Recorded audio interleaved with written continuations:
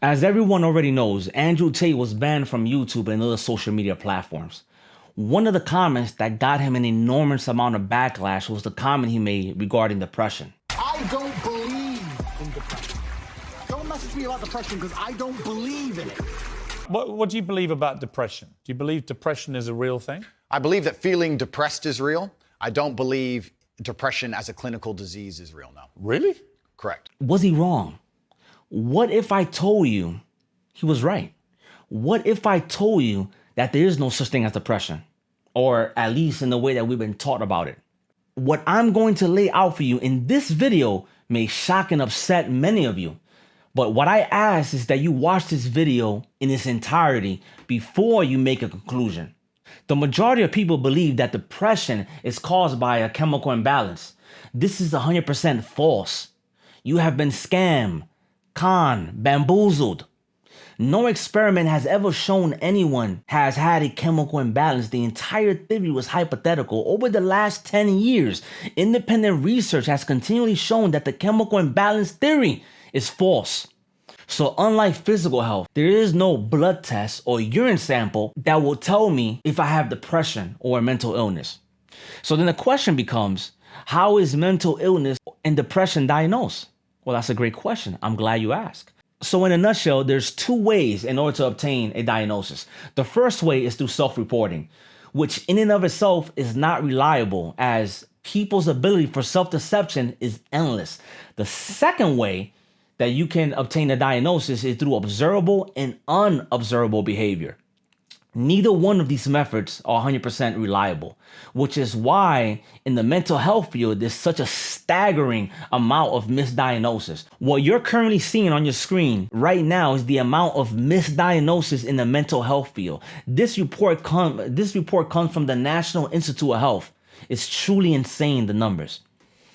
Now let's take a look at antidepressants. What problem are they solving or addressing when there's no such thing as a chemical imbalance? And antidepressants are supposedly created to address the chemical imbalance. Well, let's take a look.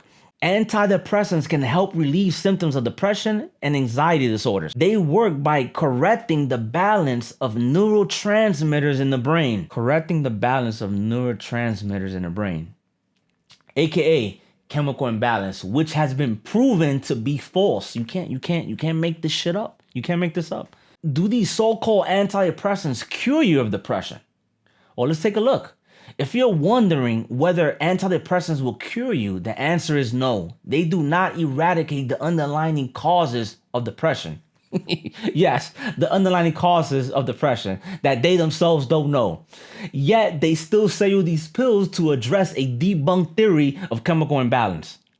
Sounds like to me it's more about keeping people reliant and dependent on these drugs so the pharmaceutical company at the bare minimum can maintain and increase their profits. The antidepressant market in 2019 made $11.67 billion after the impact of the unspecified virus of unknown origin. There was a drastic increase in demand for antidepressants. Now, to me, this sounds like the demand was created through an environmental cause, not a biological one. No? Now, this brings me to the meat and potatoes of this video. So again, let's look at the what depression is. So depression is a persistent feeling of loneliness, sadness, emptiness, loss of interest. And depression in its most extreme form could be defined as a feeling of intense alienation from yourself. It can even also manifest itself in the form of aggression towards others. Now, society wants me to believe that a child would have these thoughts and feelings, and it has absolutely nothing to do with his environment, parents, schools, teachers, friends. You want me to believe with no fucking evidence, that a child feels this way because of a chemical imbalance. Contrary to popular beliefs, emotions, especially negative ones, are important indicators that something is wrong. Even though we may not be able to articulate what's wrong through our words, we can feel it through our emotions. These emotions are there to gain our attention so we can take action to try to solve the problem that are creating these negative emotions. So for example, Let's say that you put your hands on a hot stove, or you're walking around your house and you happen to bump your toes into a door or something. That pain is positive. Why? Because that pain is telling you to stay away from and be mindful of that behavior so you don't repeat it in the future. Depression is no different. Depression serves as an indicator that something is not right in your life. Look at the people you surround yourself with. Ask yourself, how would others feel in their presence? How would they experience them? Would they enjoy their company? Or would they feel similar negative emotions dealing with them as you do? Now, imagine, right? Imagine for a second. Let's use imagination. Imagine if instead of being prescribed drugs to deal with depression, so-called depression, what if the psychiatrist took a genuine, actual interest in understanding your life and the people you're surrounded with? If you were to take a deep introspect to understand yourself, analyzing your upbringing, your past behaviors, and the decisions you made, you would be able to connect the dots. And remember, as Steve Jobs said, we can only connect the dots looking back.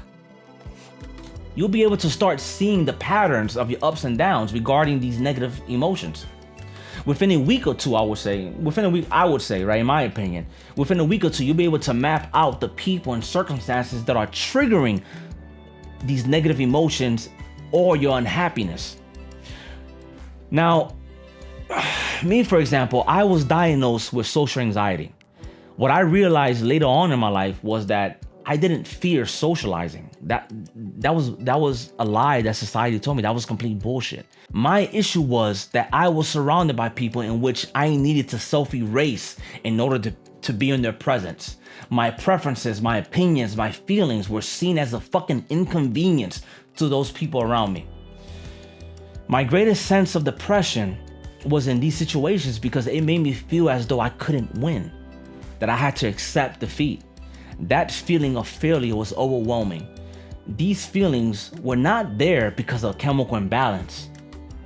They were there because of my circumstances and the people in my life.